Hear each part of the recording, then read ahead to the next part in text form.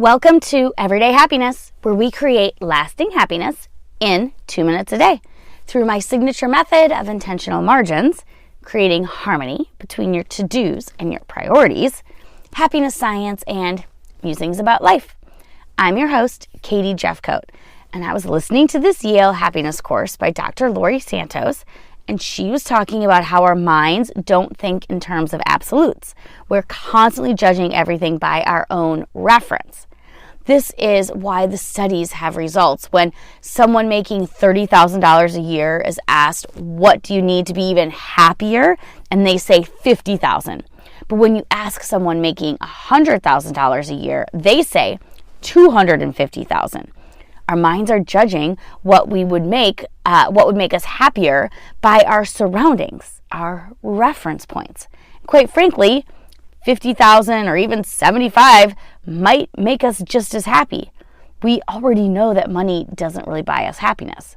So we're talking about these reference points as a salient point. So salient is like the most noticeable but often completely irrelevant point.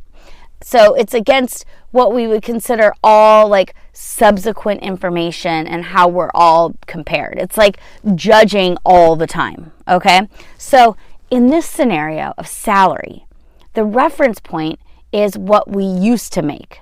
30,000, we'd like to make 50,000. But it's not done in absolute objective terms.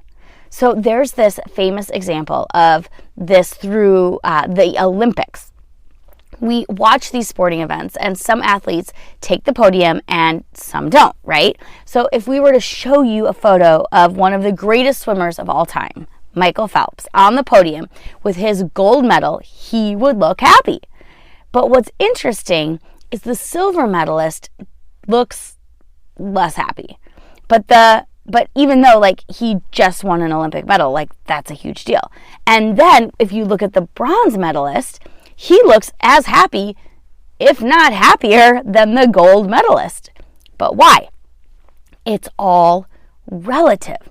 So the silver medalist sees a reference point as being so close to winning the gold medal, but falling short. And the bronze medalist sees a reference point of not making it on the podium at all and being just so darn happy to be there. All of these athletes are experiencing a different salient reference point. Our minds don't think in terms of absolute. It's clouded by our salient reference points. Researchers studied Olympic athletes in exactly this scenario over and over and over. And what they found was silver medalists were less happy than bronze medalists over and over again. So today, I invite you to consider your reference points when thinking about your wants. All right, until next time.